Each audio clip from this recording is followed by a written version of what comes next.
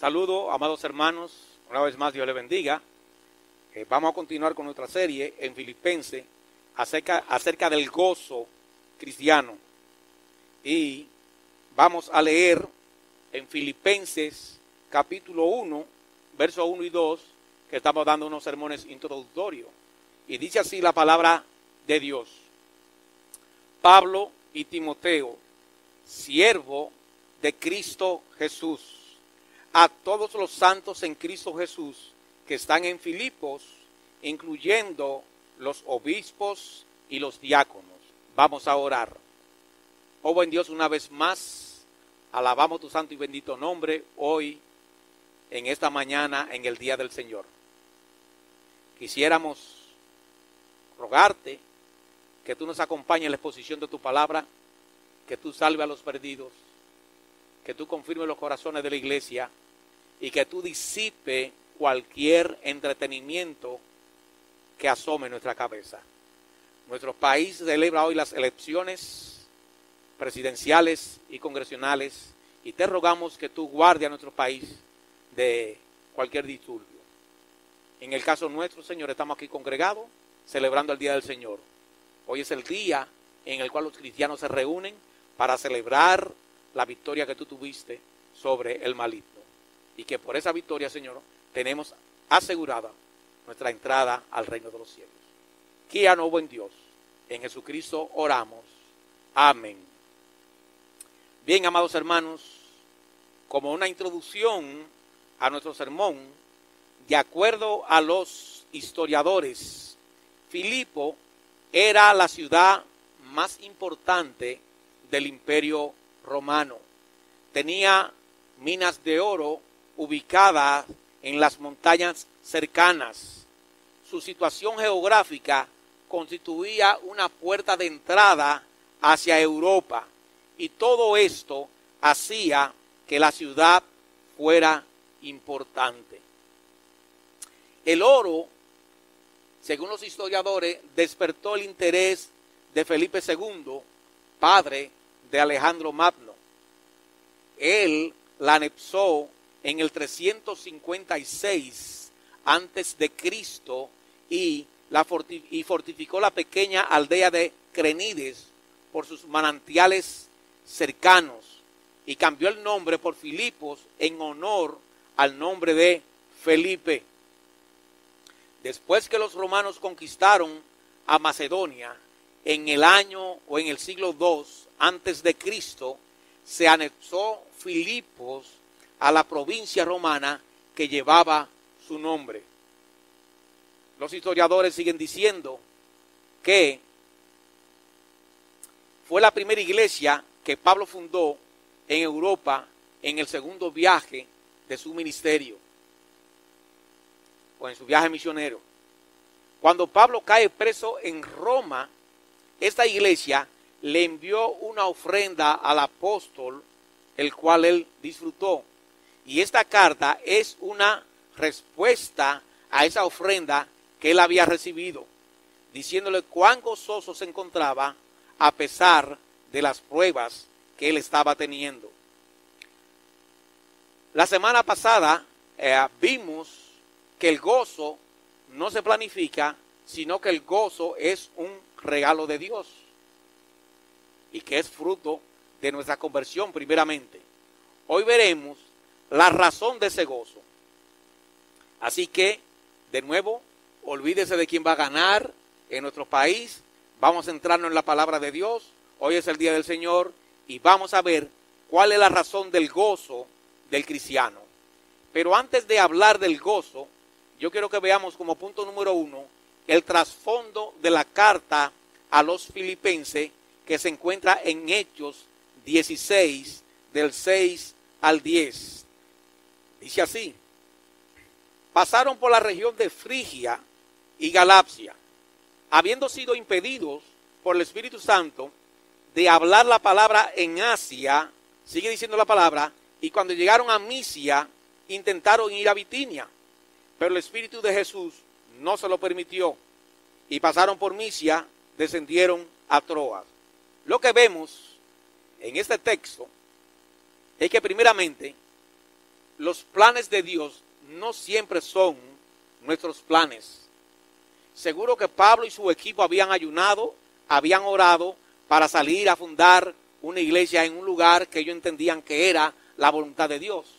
Sin embargo, en el camino se dieron cuenta que no era esa la voluntad de Dios. Pablo tenía sus planes espirituales, pero Dios tenía otros planes. Y ahí se cumple lo que dice la palabra en Proverbios 16:9, que según la Nueva Traducción Viviente dice: podemos hacer nuestros planes, pero el Señor determina nuestros pasos. O en buen dominicano, que dice que una cosa piensa el burro y otro el que la pareja. Bueno, a veces creemos una cosa, pero Dios tiene otra cosa para nosotros. Ahora una pregunta. El texto dice que el Espíritu de Jesús o el Espíritu Santo se lo prohibió. Preguntamos, ¿qué medio o por qué medio Dios le prohibió a ellos la predicación del Evangelio? Eso no está revelado en la palabra, pero para ese tiempo estaba el don de profecía. Quizá algún hermano le dijo, aquí no es, mediante profecías. Estoy especulando, porque el texto no lo dice, pero pudiera ser porque ese don para ese tiempo estaba vigente. También preguntamos, ¿por qué no quiso que se predicara en ese lugar? Bueno, la Biblia no lo dice. Dios quiere que se predique en todos los lugares, pero Dios tiene un orden de prioridad. Primero Jerusalén, después allí, después aquí. Dios sabrá por qué no quiso que se predicara ahí. El asunto es que debemos de hablar donde la Biblia habla, y donde la Biblia no habla no debemos de hablar.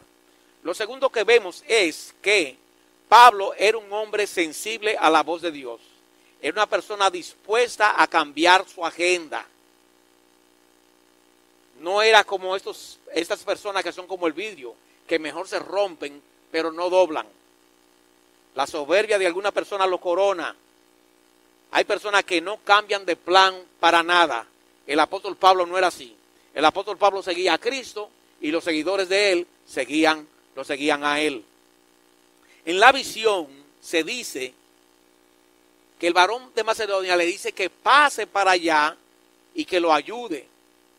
Se pudiera esperar que como Dios lo está mandando para allá, las cosas fueran bien fáciles. Pero cuando investigamos toda la historia, el asunto no era fácil. Recordemos que Lidia se convirtió sin mucho problema, pero también había una muchacha que tenía un espíritu endemoniado que vivía cayéndole atrás.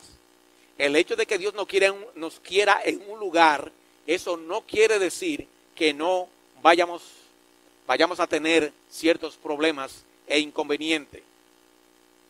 Pero hay algo más. Ese sería el primer ingreso del Evangelio al continente europeo. Mire cómo llega el Evangelio al continente europeo.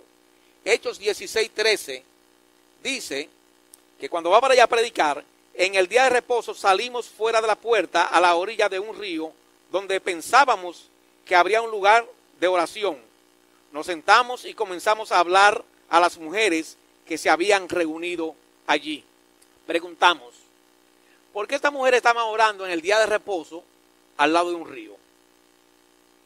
Bueno, lo más probable es, si era el día del Señor y no estaban congregados en una sinagoga, lo más probable es que allí no hubiera una sinagoga en la ciudad de Filipo. Y si no había una sinagoga, inferimos también que habían menos de 10 familias de judíos, porque una sinagoga estaba compuesta por un mínimo de 10 cabezas de hogar. Y eso nos lleva a creer que la ciudad era más de gentiles que de otra cosa. Eso por inferencia. Pero ¿qué más? La iglesia comienza con la conversión de Lidia y la conversión del carcelero, porque también cayó preso. Los filipenses, aunque eran pobres, apoyaban económicamente al apóstol Pablo. Y después de muchos años volvieron a enviarle otra ofrenda. Y según los historiadores, 50 años más adelante, la iglesia mostró la misma generosidad con un pastor llamado Ignacio, que fue padre de la iglesia. Esto es, que fue discípulo de uno de los apóstoles. Pablo le escribió a los filipenses para darle la gracia por la ayuda económica que le habían dado y también para informarle acerca de las circunstancias y advertirles al mismo tiempo de el peligro de los falsos maestros. Notemos cómo ellos se describen y cómo llama a los destinatarios. Mire de nuevo cómo Pablo se describe él y cómo describe a las personas a quien él envía la carta. Dice así: Pablo y Timoteo, siervos de Cristo Jesús. Ese es el más alto honor que un cristiano puede tener: ser siervo de Cristo Jesús. Dios llegó a decir en una ocasión que Moisés era su siervo. Ese es un alto privilegio que una persona pueda tener. Y Pablo se describe así, no como el Señor de la iglesia, sino como el siervo de Jesucristo. Y ahora sigue diciendo a los destinatarios: a todos los santos que están en Cristo o que están en Filipos, incluyendo a los obispos y los diáconos. De nuevo, ellos se autollaman siervos. Y luego dice a los destinatarios, lo llama santos. Y nosotros preguntamos, ¿qué significa la palabra santo? La palabra santo significa apartado por Dios para una vida consagrada al servicio de Él. Pero una pregunta: ¿cuál es el concepto que reina en nuestro país y en el mundo católico de lo que es un santo?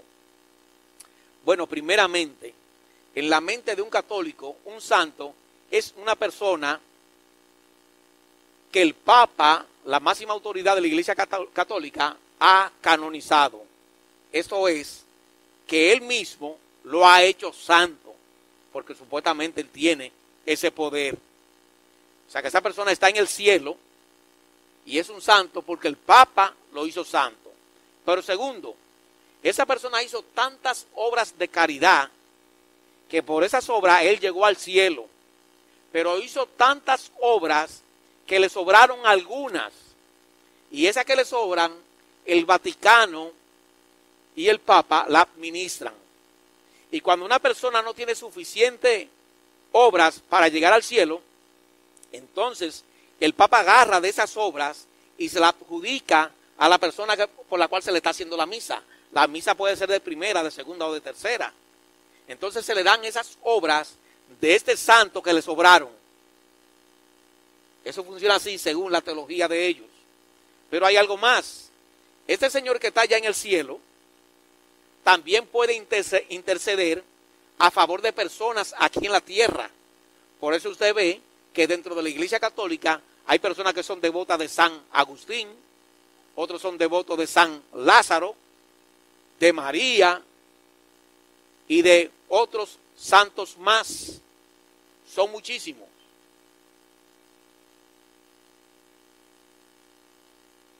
Santo es el término que Dios usa para referirse a las personas que están en Cristo Jesús. Santo es el nombre que Dios usa para referirse a aquellos que han crucificado sus deseos y sus pasiones por amor a Cristo. Santos son aquellos que han dado la espalda al mundo para seguir al Señor. Eso es lo que es un santo de acuerdo a las Escrituras. Y nuestro texto dice: a los santos en Cristo Jesús que están en Filipos. Hay dos tipos de santidad. Hablando de santo. Hay una santidad imputada y hay una santidad progresiva. La santidad progresiva empieza cuando nosotros nos convertimos a Jesucristo. Que tenemos que estudiar la palabra, orar, ayunar y vamos creciendo en santidad en la medida que vamos creciendo en la palabra de Dios. Pero aquí, esta santidad de la que estamos hablando ahora se refiere a una santidad imputada. Es la santidad que tenemos como consecuencia de haber creído en Cristo. Es una santidad que Dios nos imputa. Ahora bien, es una santidad posicional. La tenemos en Cristo. Por ejemplo, mire conmigo a 2 de Tesalonicenses, capítulo 2, verso 13. Dice así: pero nosotros siempre tenemos que dar gracias a Dios por vosotros, hermanos amados por el Señor, porque Dios os ha escogido desde el principio para salvación mediante la santificación por el Espíritu. Dios nos escogió para salvación mediante la santificación. ¿Cuándo nos escogió? Antes de la fundación del mundo. Y si fue mediante la santificación, eso no fue entonces en este tiempo. Por lo tanto, este texto habla de una santificación posicional, no de la santificación progresiva. La santificación progresiva se da en el tiempo de la conversión para acá, pero la santificación posicional es una santificación que Dios nos da desde antes incluso de nosotros nacer. Entonces estamos hablando de esa santificación posicional. Por otro lado, preguntamos, ¿y qué significa por otro lado también la palabra santo? ¿Significa esto que nosotros no pecamos? Bueno, de nuevo es el concepto que tiene la Iglesia Católica. Por eso es que los santos no están aquí en la tierra. Según ellos, los santos están allá en el cielo y en el cielo no hay pecado. Pero cuando nosotros vemos aquí la palabra, estamos viendo que Pablo le está escribiendo a la iglesia de Filipo y le llama santos. O sea, los santos están aquí en la tierra. Pero preguntamos de nuevo, ¿cómo es que son santos? ¿Es que ellos no pecan? Sí, los santos son pecadores. Mientras los santos, o cristianos, o evangélicos, como usted le quiere llamar, estén aquí en la tierra, son pecadores. La palabra santos no significa o implica que ellos no tengan pecados. Por ejemplo, mire Filipenses, capítulo 2, versos 3 y 4. Mire lo que dice. Nada hagáis por egoísmo o por contienda o por vanagloria, sino con actitud humilde, cada uno de vosotros considere al otro como más importante que a sí mismo. Como usted puede ver, dice que no haga nada por egoísmo o por contienda. Ellos eran egoístas. Algunas cosas las hacían por contienda. O sea, no eran santos perfectos, pero eran santos. La palabra le llama santo.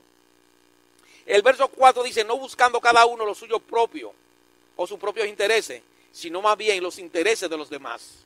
La Reina Valera dice, teniendo los demás como superiores a nosotros. Estoy leyendo las Américas. Normalmente cuando nosotros hablamos de nosotros, siempre quedamos brillando por encima de los demás. Pablo dice que no, que cuando hablemos, que tengamos los demás como superiores a nosotros. Entonces, como podemos ver, aunque eran santos, eran personas que tenían ciertos problemas. Mire ahí capítulo 2, verso 14, sigue diciendo, haced todas las cosas sin murmuraciones ni discusiones. Eran santos y eran murmuradores. Y de nuevo usted pregunta, ¿y cómo que un murmurador puede ser santo? Es que estamos hablando de una santidad posicional. Somos santos porque Dios nos imputó santificación. ¿Qué grado de santificación? La santificación de Jesucristo. Una santificación tan alta que por ella podemos entrar al cielo. Los cristianos tenemos eso. El que ha creído en Cristo tiene la misma santidad de Cristo. No estoy hablando de la santidad progresiva. sino de la santidad posicional, la que Cristo nos da por decreto. Vamos a ilustrar para que veamos lo que queremos decir. Porque, de nuevo, son murmuradores. Cuando ellos hablan, ellos están por encima de los demás. Tenían contiendas, etcétera, etcétera. ¿Cómo que una persona puede ser santo así? Voy a dar este ejemplo. Pensemos en una persona que tiene algunas llagas. Tiene nacido ciego. Tiene cicatrices. Y tiene una serie de cosas. Nacidos con pus. Tiene cosas que repugnan. Pero cuando la persona se pone una camisa y un traje, nada de eso se le ve. Lo que es vergonzoso, lo que es repugnante, no se le ve porque la ropa lo cubre. Bueno, eso es lo que Cristo viene a hacer a nuestra vida. Cristo nos cubre con su persona y cuando Dios nos ve en Cristo. Por esa razón somos santos al mismo nivel de Cristo, porque Dios nos ve en Jesucristo. Cristo pagó nuestra deuda. En Él tenemos el mismo grado de santidad que Él tiene.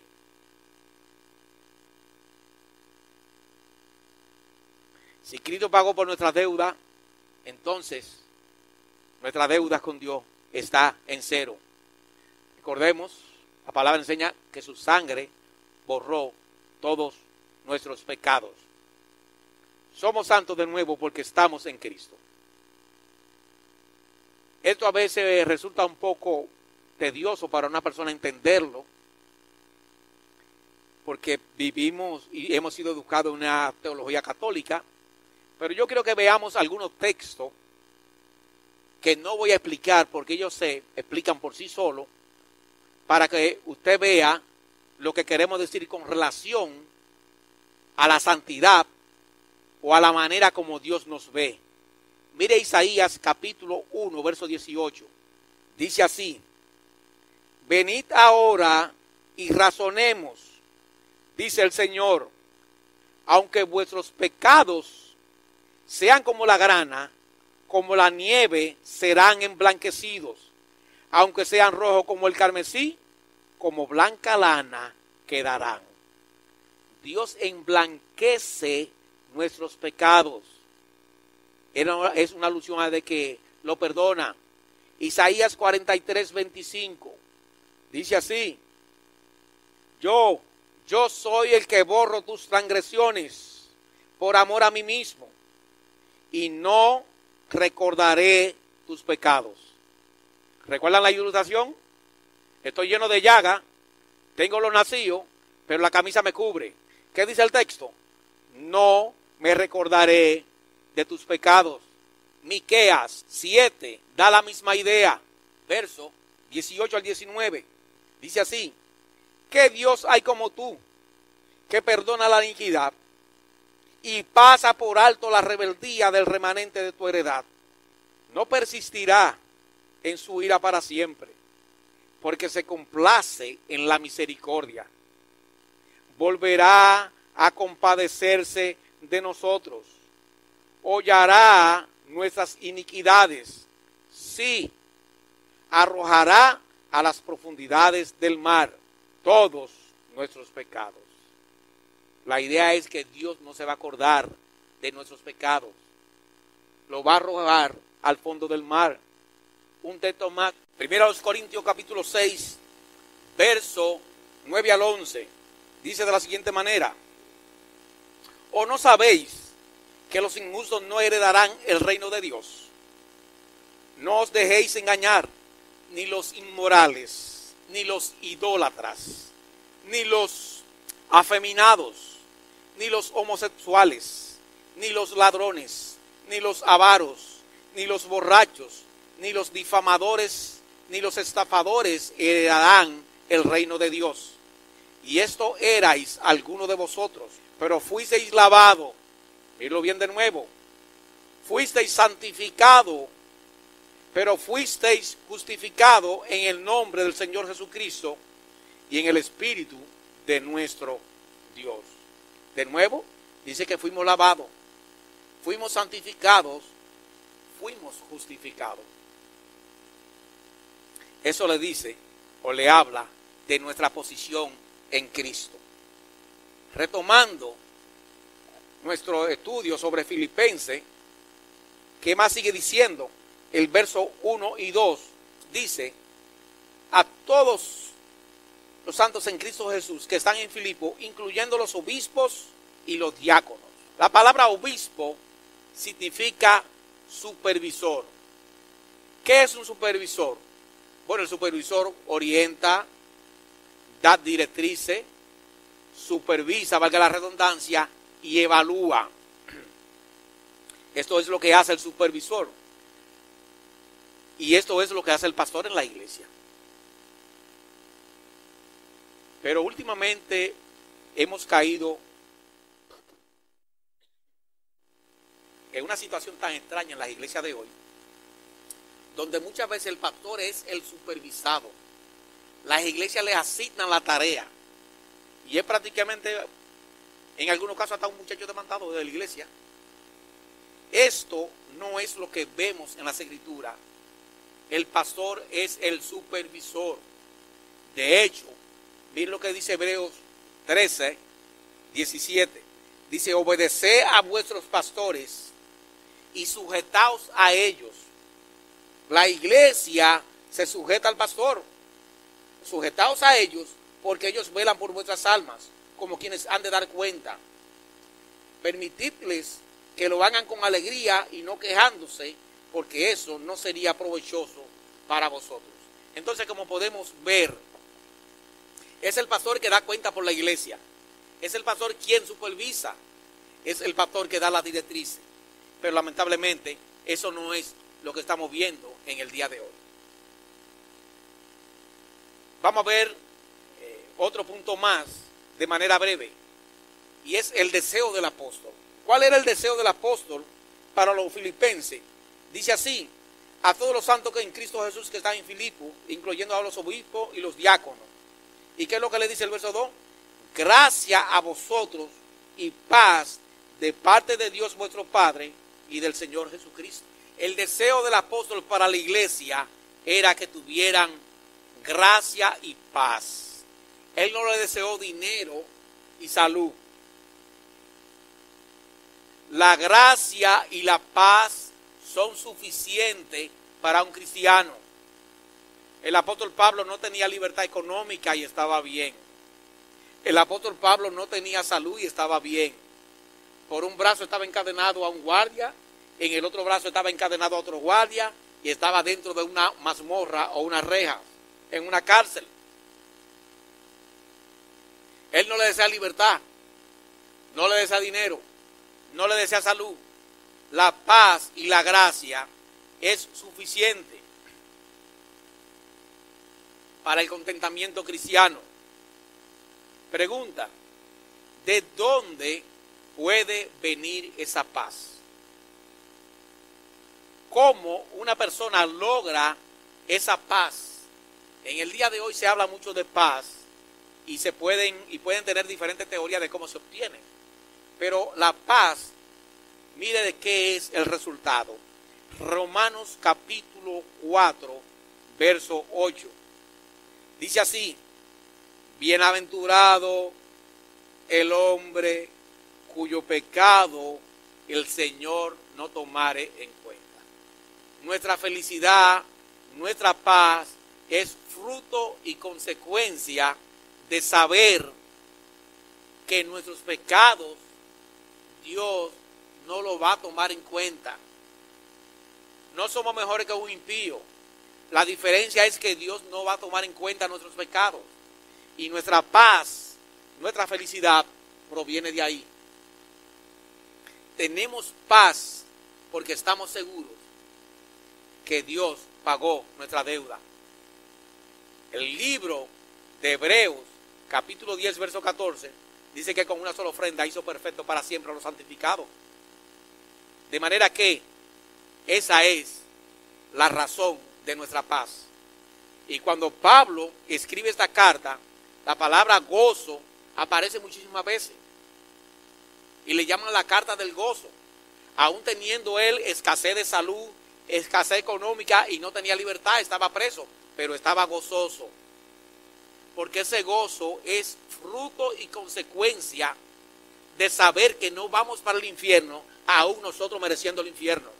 Eso nos llena de alegría. Así que no somos salvos por pagar nuestros impuestos. No somos salvos porque seamos fiel a nuestro cónyuge. No somos salvos porque ayudemos al pobre. No somos salvos porque andamos en santidad. Nuestra santidad es defectuosa. Nosotros somos salvos por la santidad de Cristo, que es la que satisface a Dios, no por la nuestra.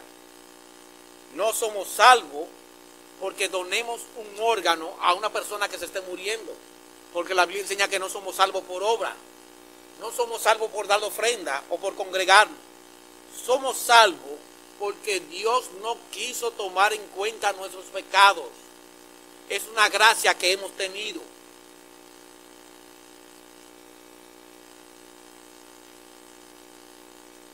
Y ahora hablando o trayendo una aplicación a nuestra vida, ¿qué aprendemos de todo esto? Aprendemos que es un tremendo privilegio y una gran bendición saber que tenemos seguridad en Dios y que no habrá condenación para nosotros. Dios ha dicho que no va a tomar en cuenta nuestros pecados. Y te tengo una buena noticia. Para que Dios no tome en cuenta tus pecados, Él dice en Hechos 3, 19 al 20, que tenemos que arrepentir. Él manda a todos los hombres a que se arrepientan. Eso es lo único que tenemos que hacer. De manera que te invito ahí en tu asiento, de una manera privada, que tú te arrepientas de tus pecados y que confieses a Jesucristo como Señor y Salvador. Vamos a orar. Padre, nuevamente te damos gloria y honra, porque tú de tu parte, tú quisiste no tomar en cuenta nuestros pecados. Pero tú no has tomado en cuenta nuestros pecados porque se lo adjudicaste a Jesucristo. Y Cristo pagó como un delincuente. A Él tú se lo tomaste en cuenta. Él pagó nuestra deuda para que nosotros podamos entrar al cielo libremente.